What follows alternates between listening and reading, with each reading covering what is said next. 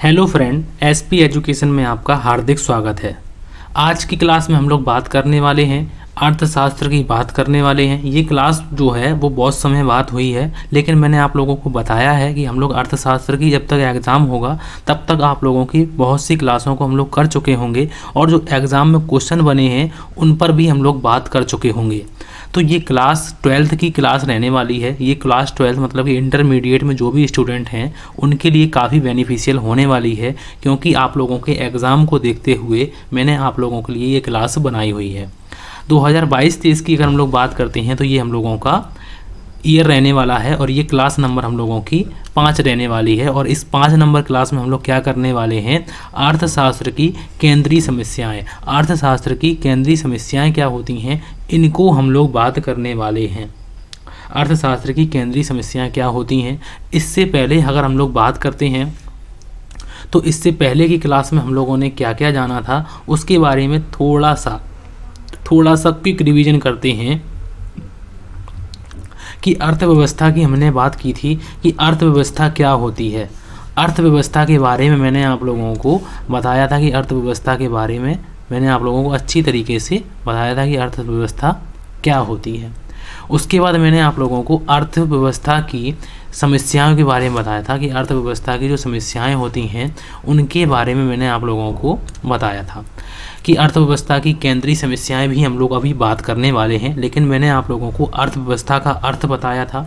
अर्थव्यवस्था का अर्थ के बताने के बाद मैंने आप लोगों को अर्थव्यवस्था के प्रकार बताए थे कि पूंजीवादी अर्थव्यवस्था अर्थात बाजार अर्थव्यवस्था क्या है, और समाजवादी अर्थव्यवस्था अर्थात नियंत्रित अर्थव्यवस्था क्या होती है इसके बारे में, और मिश्रित अर्थव्यवस्था। भारत की अर्थव्यवस्था अगर हम लोग बात करते हैं तो किस प्रकार की अर्थव्यवस्था है, मिश्रित अर्थव्यवस्था है।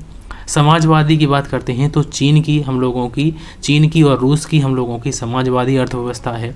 और पूंजीवादी अर्थव्यवस्था हम लोग बात करते हैं अमेरिका की, फ्रांस की, तो इनकी जो है पूंजीवादी अर्थव्यवस्था है। यहाँ से बात हम लोग करने के बाद हम लोगों ने बात की थी कि पूंजीवादी अर्थव्यवस्था अर्थात बाजार अर्थव्यवस्था क्या है। तो इसमें हम लोगों ने बात की थी कि पूंजीवादी में एक जो मतलब कि मैंने आप लोगों को अच्छी तरीके से समझाया था। अगर आप लोगों ने नहीं देखा है तो आप लोग पिछली क्लास को ज़रूर देखें। समाजवादी अर्थव्यवस्था एवं नियंत्रित अर्थव्यवस्था क्या है उससे, क्योंकि यहाँ से क्वेश्चन पूछे गए हैं। और मिश्रित अर्थव्यवस्था क्या है इसको भी मैंने आप लोगों को अच्छी तरीके से बताया है। इनके नोट्स बना लीजिए आप लोग, अगर लिखा हुआ है आप लोगों का तो आप लोग कोई दिक्कत नहीं है, उनका रिवीजन करते रहिए। उसके बाद मैंने आप लोगों को आर्थिक समस्या के बारे में बताया था कि आर्थिक समस्याएं क्या होती हैं। देखो, प्रत्येक कोई ना कोई व्यक्ति की आवश्यकताएं तो कैसी होती हैं, आवश्यकताएं असीमित होती हैं, लेकिन साधन कैसे होते हैं, तो साधन हम लोगों के पास सीमित होते हैं। अब कौन सी आवश्यकता हमारी पूरी की जाए, कौन सी नहीं की जाए, तो इस संबंध में जो समस्या उत्पन्न होती है उसे हम लोग कहते हैं आर्थिक समस्या। धन संबंधी जो समस्या उत्पन्न होती है उसे हम लोग कह सकते हैं आर्थिक समस्या। अब यहाँ पर बात की जाती है कि अर्थव्यवस्था की जो समस्याओं के बारे में मैंने आप लोगों को बताया था कि अगर हम लोग बात करते हैं, अब जो आज की क्लास में बात करने वाले हैं कि अर्थशास्त्र की केंद्रीय समस्याएं। एक तो समस्या, पहले आर्थिक समस्या के बारे में मैंने आप लोगों को बताया, और अर्थव्यवस्था की केंद्रीय समस्याएं, यहाँ से क्वेश्चन पूछा गया है। मैं क्वेश्चन पेपर भी आप लोगों को अगली क्लास में क्वेश्चन पेपर भी दिखाऊंगा कि किस प्रकार से क्वेश्चन पूछे गए हैं और कौन से क्वेश्चन हम लोगों ने कवर अप कर लिए हैं। और अब हम लोग बात करने वाले हैं यहाँ पर लिखा हुआ है, अगर आप लोगों को मेरा चैनल पसंद आता है तो आप लोग एसपी एजुकेशन चैनल को ज़रूर सब्सक्राइब करें। मैं आप लोगों को अच्छी तरीके से यहाँ पर हर एक पहलू पर ध्यान से बहुत अच्छी तरीके से आप लोगों को बताने वाला हूँ। अर्थव्यवस्था की केंद्रीय समस्याएं, ये क्वेश्चन आप लोग मोस्ट कर लीजिए, क्योंकि यहाँ से क्वेश्चन पूछा जा चुका है और कई बार आता भी है। तो यहाँ पर लिखा हुआ है कि अर्थव्यवस्था की जो समस्याएं होती हैं, तो अर्थव्यवस्था से अभिप्राय उस आर्थिक प्रणाली से है जिसके द्वारा समाज की समस्त आर्थिक क्रियाएं, मतलब कि धन संबंधी क्रियाएं, आर्थिक क्रियाओं का संचालन किया जाता है। अर्थव्यवस्था मतलब कि उस आर्थिक प्रणाली से है, मतलब कि इकोनॉमिक सिस्टम से है जहाँ पर समाज की समस्त आर्थिक क्रियाएं, धन संबंधी समस्त आर्थिक क्रियाओं जो होती हैं, आर्थिक क्रियाओं का संचालन किया जाता है। प्रत्येक देश, अगर हम लोग बात करते हैं, प्रत्येक देश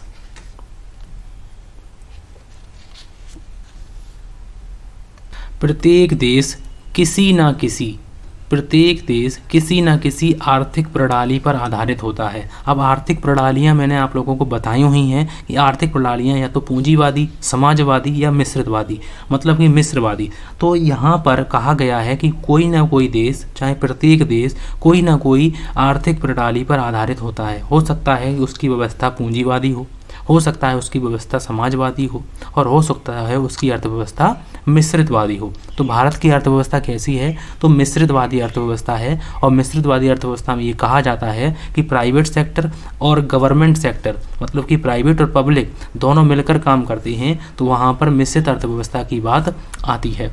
तो यहाँ पर लिखा हुआ है कि आर्थिक प्रणाली का प्रमुख रूप जो है, आर्थिक प्रणाली का प्रमुख रूप है पूंजीवाद, समाजवाद और मिश्रितवाद। पूंजीवाद, समाजवाद एवं मिश्रित अर्थव्यवस्था है। ठीक है। आर्थिक प्रणाली की भिन्नता के अनुसार, आर्थिक प्रणालियाँ अगर पूछा जाता है कि आर्थिक प्रणालियाँ तो 3 प्रकार की हो गई। अब यहाँ पर लिखा हुआ है कि आर्थिक प्रणाली की भिन्नता के अनुसार अर्थव्यवस्था का संचालन भी भिन्न भिन्न होता है। मतलब कि अर्थव्यवस्था के अगर संचालन की बात करते हैं, क्योंकि देखो प्रणालियाँ जब 3 हैं तो इसका संचालन भी कई प्रकार से किया जाता होगा। तो यहाँ पर जो संचालन किया जाता है वो भिन्न भिन्न होता है, भिन्न भिन्न प्रकार से इसका जो संचालन है वो किया जाता है। किंतु साधनों की सीमितता, मतलब कि साधन सीमित होने के कारण साधनों की सीमितता एवं उनके वैकल्पिक प्रयोगों तथा आवश्यकताओं की अनंतता के कारण ही साधनों एवं साध्यों के बीच उपयुक्त तालमेल बिठाने की जो समस्याएं हैं वो प्रत्येक आर्थिक प्रणाली में विद्यमान रहती हैं। इन्हें ही अर्थव्यवस्था की केंद्रीय या मूलभूत समस्याएं कहते हैं। अब समझो, यहाँ पर लिखा हुआ है कि प्रत्येक देश में कोई ना कोई आर्थिक प्रणाली जरूर होगी, समाजवादी, मिश्रवादी या पूंजीवादी। अब ये तो बात ठीक है, लेकिन यहाँ पर अगर उसका संचालन करना है तो हाँ, यहाँ पर जो साधन हैं, अगर हम लोग साधन की बात करते हैं तो साधन कैसे हैं? साधन सीमित हैं, साधन सीमित हैं। तो साधन कैसे हैं? तो साधन सीमित हैं। लेकिन अब सीमित साधन से अपनी आवश्यकताएं कैसे पूरी की जाएं? कौन सी आवश्यकताएं पूरी की जाएं, कौन सी आवश्यकताएं ना पूरी की जाएं? इसके बीच में जो समस्या उत्पन्न होती है उसे हम लोग क्या कहते हैं? उसे हम लोग अर्थव्यवस्था की केंद्रीय समस्याएं कहते हैं, या फिर इन्हीं को मूलभूत समस्याएं भी कहते हैं। बिल्कुल मैंने अच्छी लैंग्वेज में आप लोगों को पूरी की पूरी बात समझाने की कोशिश की है। अब बात आती है कि अर्थव्यवस्था की केंद्रीय समस्याएं जो हैं वो किसने इनका आवंटन किया है, किसने इनको बांटा है, किसने इनके बारे में बताया है? तो याद रखिए, सैमुअल्सन ने बताया है, प्रोफेसर सैमुअल्सन के अनुसार। यहाँ पर अगर हम लोग बात करते हैं तो यहाँ पर लिखा भी है कि प्रोफेसर सैमुअल्सन के अनुसार प्रत्येक अर्थव्यवस्था में साधनों के आवंटन की निम्न तीन मौलिक समस्याएं होती हैं। तो इन्होंने, अगर पूछा जाता है कि अर्थव्यवस्था की केंद्रीय समस्याएं किसने जो है बताया था, तो याद रखिए प्रोफेसर सैमुअल्सन साहब ने बताया था। ठीक है। अब कौन कौन सी वो समस्याएं उन्होंने बताई थी उसके बारे में हम लोग देख लेते हैं कि उन्होंने 3 समस्याएं बताई थी। सबसे पहली जो समस्या है कि क्या उत्पादन किया जाए, मतलब कि क्या उत्पादन करें, कौन सी वस्तु बनाएं कि हम लोग गेहूं कपड़ा बनाएं, या फिर हम लोग मशीन बनाएं, या औजार बनाएं, या ट्रैक्टर बनाएं, या फिर हम लोग रोटी बनाएं, या फिर हम लोग कार बनाएं या आभूषण बनाएं, तो कौन सी वस्तु बनाएं, कौन सी वस्तु का उत्पादन करें, क्योंकि ये समस्या है। मान लो गेहूं का उत्पादन अगर हम लोग करते हैं तो हम लोगों का उसी टाइम पर कोई ना कोई फसल ज़रूर मिस होगी, कोई ना कोई दूसरी फसल ज़रूर मिस करेंगे, क्योंकि साधन हम लोगों के पास कैसे हैं, साधन हम लोगों के पास सीमित हैं। मान लो हम लोगों ने कार ले ली, लेकिन कार ले ली उसके बाद हम लोगों ने, हो सकता है उसमें से कुछ हमने अपने खर्चों में कटौती की होगी, तभी तो हमने कार ली होगी। तो जो समस्याएं हैं, तो इसमें सबसे पहली समस्या है कि क्या उत्पादन किया जाए और कितनी मात्रा में किया जाए, ये पहली समस्या उत्पन्न हुई है। दूसरी समस्या की अगर हम लोग बात करते हैं कि उत्पादन, अगर मान लो हमने तय कर लिया है कि हम इस चीज़ का उत्पादन करेंगे, लेकिन बात आती है कैसे करेंगे, मशीनों के द्वारा करेंगे या फिर हम लोग श्रम के द्वारा करेंगे, मतलब कि लेबर का प्रयोग करके करेंगे। और तीसरी जो समस्या सामने आती है वो है उत्पादन किसके लिए किया जाए, मतलब कि हम लोग बच्चों के लिए कोई वस्तु बनाएं या फिर हम लोग युवा अवस्था के बच्चों के लिए कोई वस्तु बनाएं या फिर हम लोग वृद्धावस्था के लोगों के लिए कोई वस्तु बनाएं। तो उत्पादन हम लोग करें किसके लिए। मान लो हम कपड़े बनाते हैं, ठीक है, सबसे पहली वह समस्या आई हम लोगों के पास कि हम उत्पादन करें क्या। अब आपने कहा कि चलो हम कपड़े बनाते हैं, ठीक है, कपड़े बनाने लगे। अब उत्पादन करें कैसे, मतलब कपड़े बनाएं कैसे। हो सकता है कि बहुत से लोग श्रम का प्रयोग करके करते हों, श्रम का प्रयोग करें तो चलो श्रम का प्रयोग करें या फिर मशीनों का प्रयोग करें, ठीक है। मान लो आप लोगों ने इनमें से एक चॉइस कर ली। अब बात आती है कि मशीनों के द्वारा, मान लो आपने कपड़े जो है वो मशीनों के द्वारा बनवाए, ठीक है, लेकिन अब बात आती है कि कपड़े बनाए किसके, बच्चों के बनाए या फिर युवा अवस्था के युवा के लोगों के बनाए या फिर वृद्ध लोगों के बनाए। तो यहाँ पर बहुत सी समस्याएं उत्पन्न हो रही हैं और होती भी हैं। जब एग्ज़ाम आते हैं तब हम लोगों को लगता है कि अब हम क्या पढ़ें, कि हमारा पूरा हो जाए, मतलब ये पढ़ें, मतलब उस टाइम पे ऐसा लगता है कि सब पढ़ लें भड़बड़ाहट में, और सब होता नहीं है। उस टाइम पे हम लोगों का चीज़ें छूटती हैं, और जब चीज़ें छूटती हैं तो वही हो सकता है जो एग्ज़ाम में चीज़ें छूटी होती हैं वही हो सकता है एग्ज़ाम में मिल भी जाती हैं, जो हमने पढ़ा नहीं है, जो हमने स्किप किया है। कुछ भाग तो पढ़ लिया था लेकिन कुछ भाग हमने नहीं पढ़ा है, और हो सकता है वो एग्ज़ाम में हमें उसको देखने को मिल जाता है, ऐसा अक्सर होता है। तो यही समस्याएं हैं। तो सबसे पहली समस्या क्या है कि क्या उत्पादन किया जाए और कितनी मात्रा में किया जाए, उत्पादन कैसे करें, किसके लिए करें, ये 3 समस्याएं उत्पन्न होती हैं। अब हम लोग इनकी एक एक करके बात करने वाले हैं। पहला यहाँ पर लिखा हुआ है, क्योंकि मैंने कम मतलब कि शब्दों में यहाँ पर लिखा हुआ है आप लोगों को समझाने के लिए, क्योंकि मैं समझाने पर ज़्यादा फोकस करता हूँ। पहली बात यहाँ पर लिखी हुई है कि क्या उत्पादन किया जाए और कितनी मात्रा में किया जाए। इंग्लिश में भी लिखा हुआ है, अगर आप लोग पढ़ना चाहते हैं तो पढ़ सकते हैं।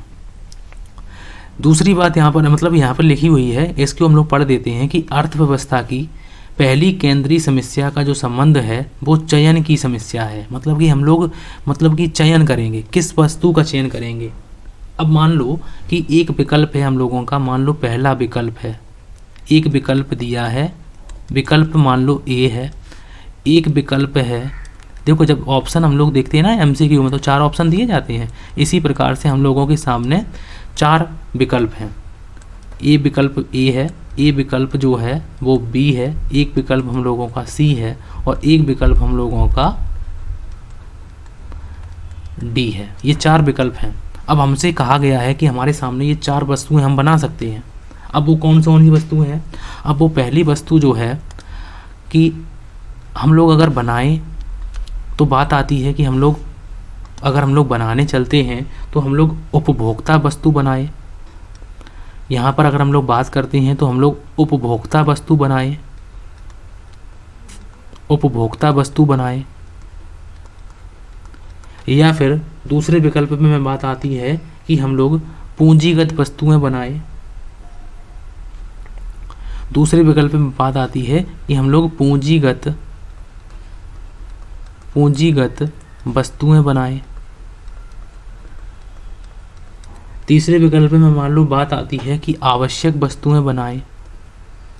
आवश्यक वस्तुएं बनाएं। या फिर चौथे विकल्प में बात आती है कि विलासिता की वस्तुएं बनाएं। अब विलासिता की वस्तुएं क्या होती हैं? लग्जरी गुड्स, लग्जरी जो सामान होते हैं, तो उनकी बात हम लोग करते हैं विलासिता की वस्तुएं बनाएं। तो ये 4 विकल्प हैं एक व्यक्ति के सामने कि वो कोई वस्तु बना सकता है। आप कहेंगे कि आप उपभोक्ता वस्तुएं बनाइए, तो उपभोक्ता वस्तुओं में हम लोगों के पास विकल्प आएगा कि हम लोग इसमें से क्या क्या वस्तुएं बना सकते हैं। तो मान लो पहले ऑप्शन में जो दिया है कि वहाँ पर अगर हम लोग उपभोक्ता वस्तुएं बनाते हैं तो हम लोग गेहूँ बनाएं कि कपड़ा बनाएं उपभोक्ता वस्तुओं में, क्योंकि उपभोक्ता मतलब कि जो वस्तुएं हम लोग यूज करते हैं, गेहूं का भी यूज करते हैं, कपड़ा का भी प्रयोग करते हैं। तो हम लोग बहुत सी चीज़ें हैं जो हम लोग यूज करते हैं, तो उपभोक्ता वस्तुएं कहलाती हैं। तो इनका हम लोग किस मतलब कि यहाँ पर किस वस्तु का उत्पादन करें। पूंजीगत वस्तुएं मान लो हम लोग मशीनें बनाएं या फिर हम लोग ट्रैक्टर बनाएं। कौन सी वस्तुएं बनाएं? क्योंकि बहुत सी वस्तुओं की डिमांड है। ट्रैक्टर बनाएं। कौन सी वस्तुएं हम लोग यहाँ पर बनाएं? पूंजीगत वस्तुएं जिन्हें बोली जाती हैं। आवश्यक वस्तुओं की बात आती है कि हम लोग बात आती है कि मकान बनाएं, रोटी बनाएं। आवश्यक वस्तुएं तो ये भी है, रोटी भी एक आवश्यक वस्तु है और मकान भी रहने के लिए आवश्यक है। तो कौन सी वस्तु बनाएं? मकान बनाएं या रोटी बनाएं, ये विकल्प हैं। उसके बाद विलासिता की वस्तुओं की बात आती है। विलासिता की वस्तुओं की बात आती है कि हम लोग कार बनाएं कि आभूषण मतलब कि हम लोगों को सोने जवाहरात के हम लोगों के जो आभूषण होते हैं उन्हें हम लोग ज्वेलर कह सकते हैं। मतलब अब बात आती है कि हम लोग कौन सी वस्तुएं बनाएं, क्योंकि ये विकल्प तो बहुत है। मान लो एक विकल्प सेलेक्ट भी कर लिया तो किसके लिए बनाएंगे, कैसे बनाएंगे, आदि कई प्रॉब्लम आती हैं। तो यहाँ पर सबसे पहला हम लोगों का इनमें से हम कोई एक वस्तु का चयन करेंगे। अब आप लोग कहेंगे कि हम सब वस्तुएं बनाएंगे, ऐसा हो ही नहीं सकता, क्योंकि वहाँ पर पैसा भी चाहिए। इतनी वस्तुओं को बनाने के लिए पैसा भी चाहिए, और बहुत सी कंपनियां मान लो बनाती भी हैं तो उनमें कोई ना कोई उनके पास पैसा या तो ज़्यादा होगा, लेकिन फिर भी कुछ वस्तुएं उनकी भी छूटती होंगी। ऐसा तो है नहीं कि वो सभी मतलब कि जो भी संसार में वस्तु मिलती हैं वो एक कंपनी सारी की सारी कंपनी वो सभी वस्तुएं बना देती हो, ऐसा तो होता ही नहीं है। तो यहाँ पर सबसे पहली समस्या जो है कि अर्थव्यवस्था की पहली केंद्रीय समस्या को जो संबंध है वो चयन की समस्या से है। प्रत्येक अर्थव्यवस्था की सबसे पहली समस्या यह है कि कौन सी वस्तुएं और सेवाओं का उत्पादन किया जाए जिससे व्यक्तियों को अधिकतम आवश्यकता को पूरा किया जा सके। दूसरी समस्या की अगर हम लोग बात करते हैं, और दूसरी समस्या जो लिखी हुई है अगर हम लोग इसकी बात करते हैं तो इसमें लिखा हुआ है कि उत्पादन कैसे किया जाए। उत्पादन हम लोग कैसे करें। अब मान लो वस्तुएं हमने सेलेक्ट भी कर ले कि हम ये वस्तुएं बनाएंगे। अब बात आती है कि हम लोग उनका जो है उत्पादन कैसे करें। अर्थव्यवस्था के सामने दूसरी समस्या यह है कि चयनित वस्तु, मान लो हमने चयन कर ली है वस्तु, चयनित वस्तु का उत्पादन कैसे किया जाए। वास्तव में यह तकनीक के चुनाव मतलब कि यहाँ पर हम लोग टेक्नोलॉजी का प्रयोग करेंगे या फिर हम लोग कोई मतलब कि श्रम का प्रयोग करेंगे। तो यहाँ पर अगर हम लोग बात करते हैं तो हम लोग यहाँ पर तकनीक का चयन करेंगे। अब तकनीक में हम लोगों को श्रम की बात हम लोग करेंगे, श्रम प्रधान तकनीक की बात हम लोग करने वाले हैं। यहाँ पर श्रम प्रधान तकनीक का प्रयोग करेंगे, या फिर हम लोग पूंजी प्रधान तकनीक का प्रयोग करेंगे। मतलब कि यहाँ पर पूंजी प्रधान का मतलब होता है हम लोग मशीनों का प्रयोग करेंगे या फिर हम लोग लेबर का प्रयोग करेंगे। ठीक है, तो यहाँ पर हम लोग उत्पादन कैसे करें। मान लो आप लोगों ने इनमें से ये भी सिलेक्ट कर लिया, फिर बात आती है कि उत्पादन किसके लिए किया जाए।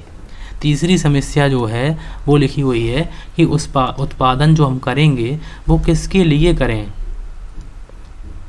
तीसरी समस्या है कि उत्पादन किसके लिए किया जाए।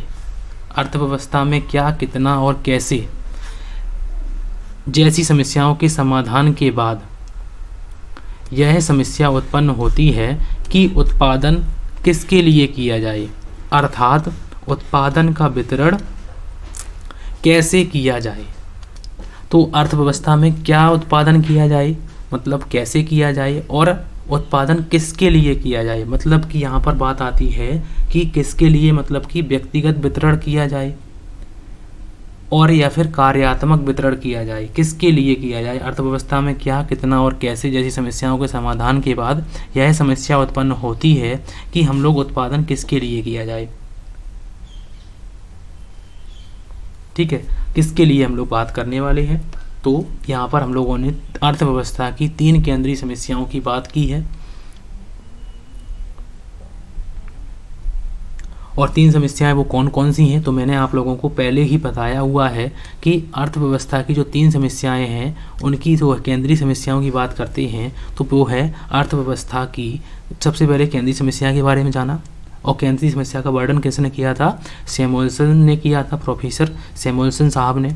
उसके बाद मैंने आप लोगों को अर्थव्यवस्था की केंद्रीय समस्याओं के बारे में बताया। अगर आप लोगों को आज की क्लास अच्छी लगी है तो प्लीज़ आप लोग लाइक करें वीडियो को और उसके बाद SP एजुकेशन चैनल को ज़रूर सब्सक्राइब करें। तो आज की क्लास के लिए थैंक यू फॉर वॉचिंग।